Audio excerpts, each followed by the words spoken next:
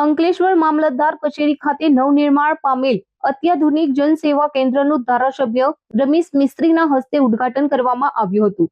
અંકલેશ્વર મામલતદાર કચેરી પરિસરમાં નવનિર્મિત અત્યાધુનિક જનસેવા કેન્દ્રનું ભરૂચના ધારાસભ્ય રમેશ મિસ્ત્રી અને જિલ્લા કલેક્ટર ડોક્ટર નવનાથ ગવાણીના હસ્તે ઉદ્ઘાટન કરવામાં આવ્યું હતું. અંકલેશ્વર ખાતે શરૂ થયેલું આ નવું જનસેવા કેન્દ્ર આસપાસના ગ્રામ્ય અને શહેરી વિસ્તારના નાગરિકો માટે આશીર્વાદરૂપ સાબિત થશે, જ્યાં વિવિધ પ્રકારના પ્રમાણપત્રો અને દાખલાઓ મેળવવાની કામગીરી વધુ ઝડપી બનશે. આ કેન્દ્રમાં નાગરિકોની સુવિધા માટે બેઠક વ્યવસ્થા, ડિજિટલ ટોકન સિસ્ટમ અને હેલ્પ ડેસ્ક જેવી આધુનિક સુવિધાઓ ઉપલબ્ધ કરાવાઈ છે, જેથી અરજદારોનો સમય બચશે અને વહીવટમાં વધુ પારદર્શિતા આવશે.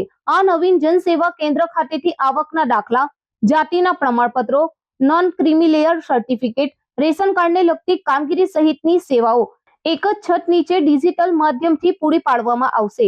આ ઉદ્ઘાટન પ્રસંગે પ્રાંત અધિકારી ભવદીપસિંહ જાડેજા, અંકલેશ્વર મામલતદાર રાજન વસાવા સહિત અધિકારીઓ અને કર્મચારીઓ જોડાયા હતા.